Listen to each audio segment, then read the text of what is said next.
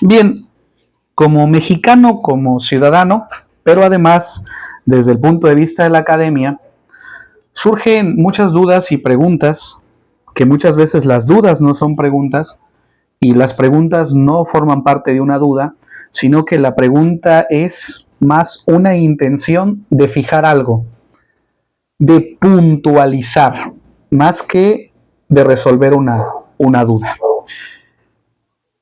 La reforma judicial no solo tiene que ver con una elección, eso es una parte. Es una elección extraordinaria de las cuales va a haber dos. Una este 1 de junio del 2025 y otra en el 2027. Lo que se propone es que así como para el Poder Ejecutivo hay fechas cada 6 años, cada 3 años para el caso de los alcaldes, cada 6 años para el caso de los gobernadores, cada 6 años en el Poder Legislativo, senadores, cada 3 años en la Cámara Baja, los diputados, el Poder Judicial también va a tener su periodo que no va a ser igual que el legislativo o ejecutivo. Esta vez coincide con elecciones municipales, pero es excepcional. En el 2027 probablemente coincida con otras alcaldías, pero será una excepción, no será una regla. El Poder Judicial, conforme vaya avanzando este sistema de elección por parte de los ciudadanos para elegir magistrados, jueces, jueces de sala, etcétera, etcétera, establecerá un propio calendario y lo iremos conociendo conforme vaya avanzando. Esta elección no es política, nunca. Esta elección es una ampliación de la idea de democracia. Es una recuperación del sentir de la sociedad civil. Se había considerado que el Poder Judicial debería tener una estructura interna y que ellos organizaran la sucesión de los cargos. Pero en el concepto de ser un poder al igual que el ejecutivo, al igual que el legislativo, se decidió que también deben ser electos porque estamos hablando de una igualdad de poderes.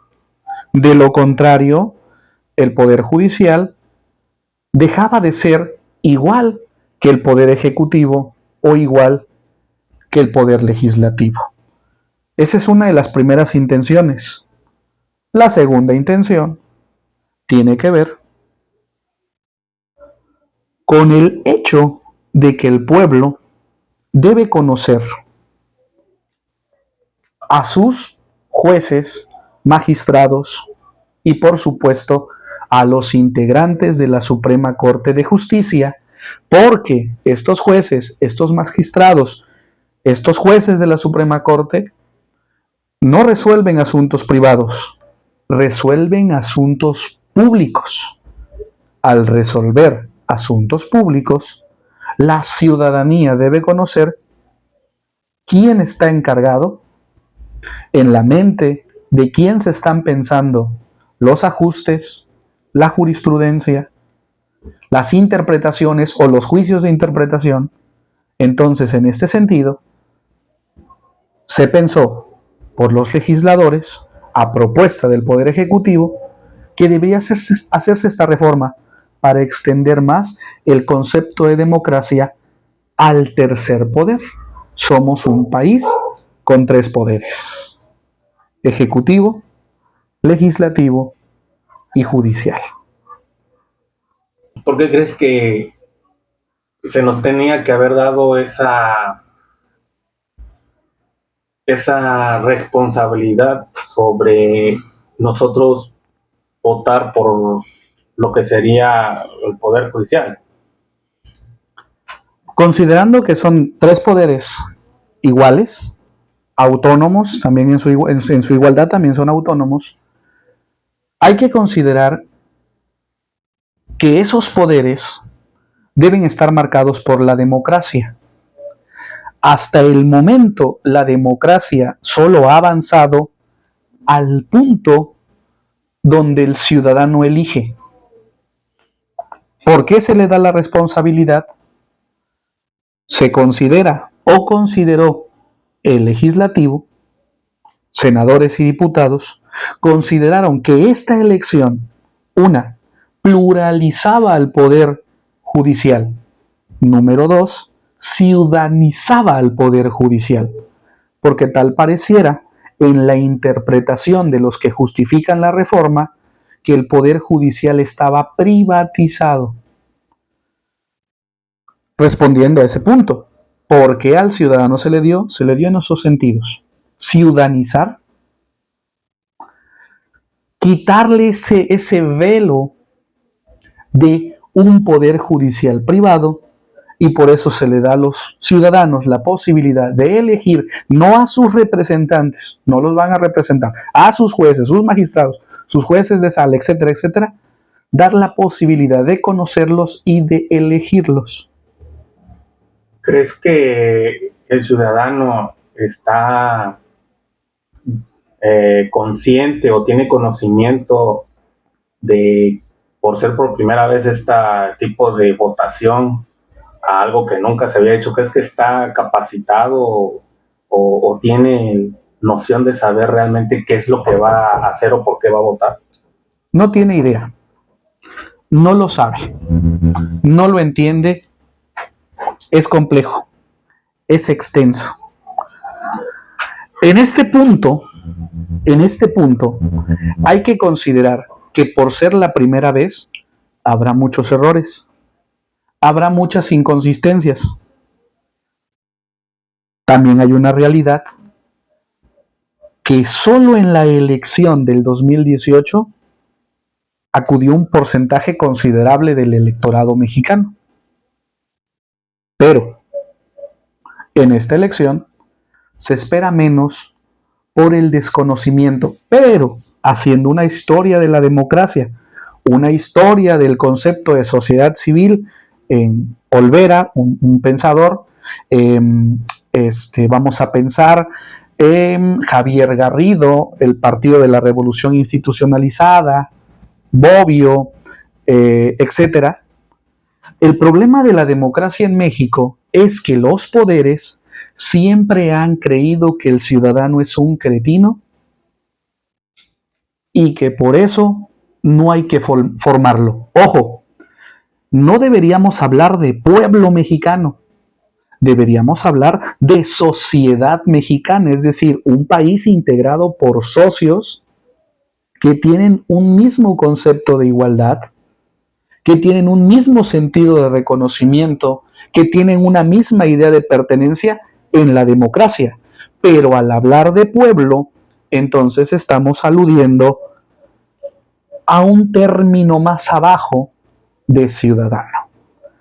Desde este andamio, la intelectualidad mexicana, que conformó en algún momento al Poder Judicial, al Ejecutivo o al Legislativo, vieron al mexicano como un párvulo, como un ignorante, como un infante.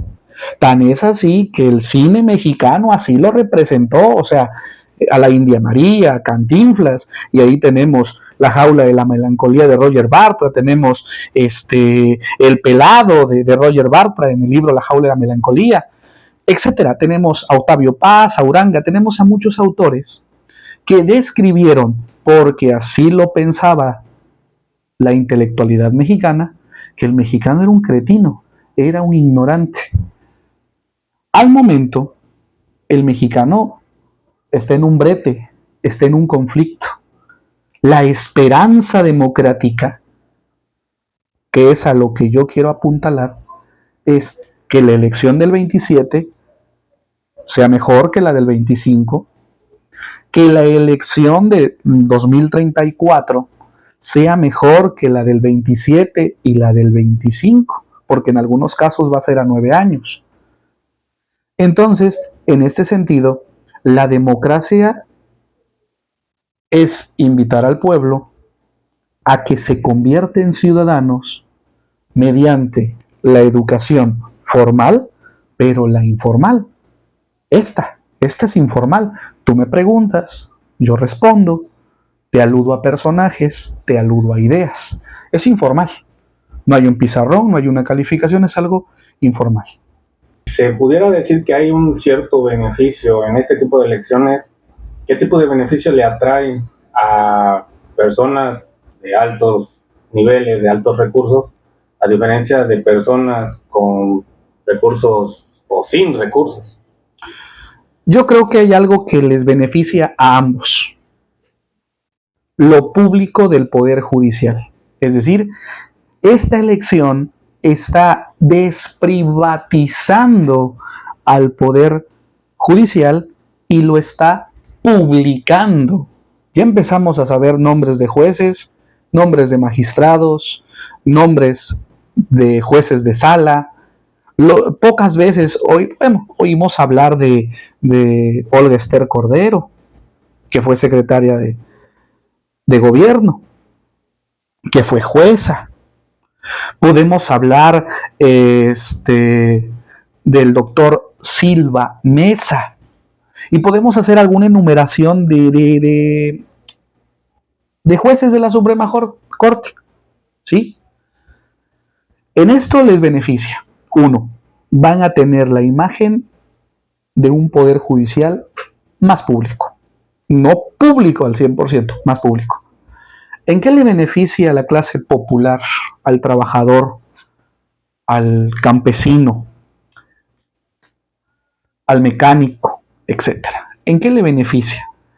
Uno, que el juez en esta campaña ya fue a tomar un pulso ciudadano, un pulso callejero, ya trotó, ya caminó, ya lo saludó.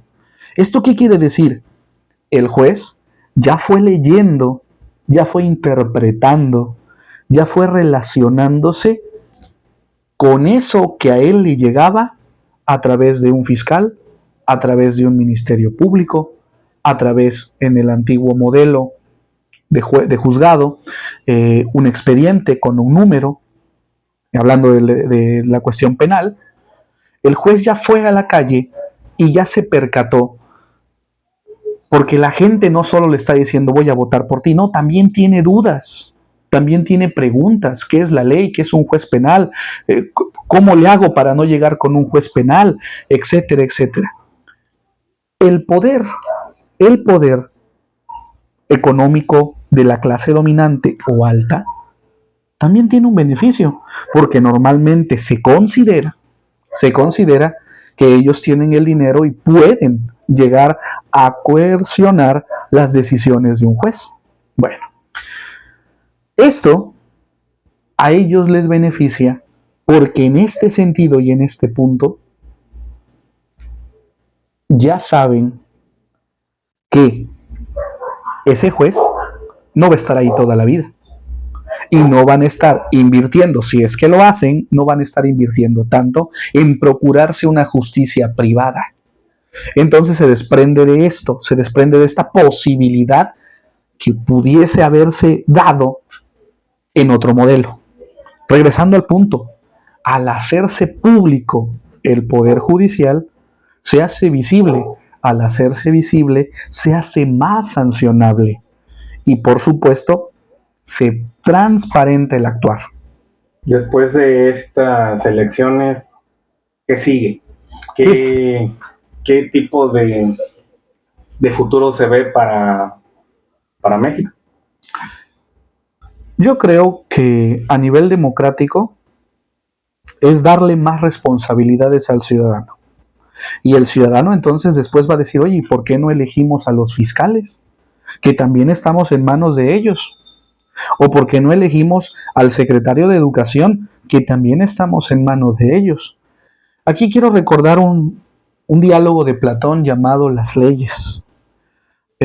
Cuando van a sancionar a unos generales porque protegieron o salvaron un barco en un momento donde no se tenía que hacer por condiciones, Sócrates, cuando van a sentenciar a estos generales, dice, oye, hicieron un bien, sí, pero desobedecieron la ley. Oigan, ¿y por qué no nos damos el tiempo para pensarlo, para debatirlo? ¿Cuál es el concepto? Démonos tiempo.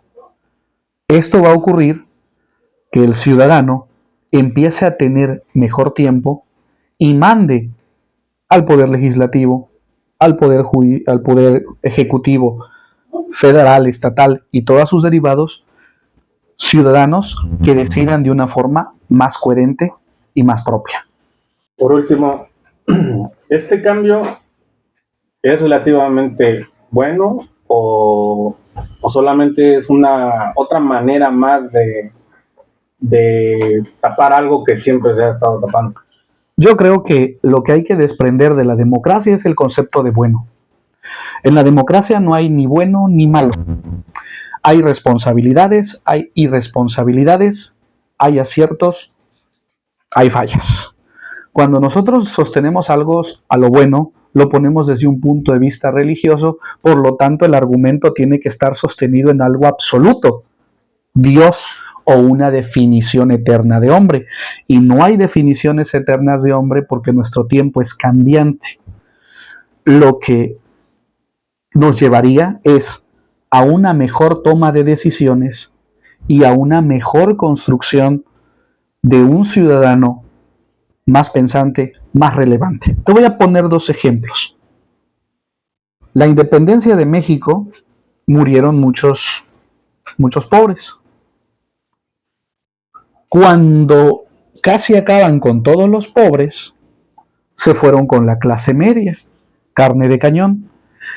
Cuando casi se acaban con la clase media, solo se quedaron los poderosos. Y como ellos no estaban dispuestos a matarse, pues entonces hicieron el plan de Iguala. Revolución Mexicana.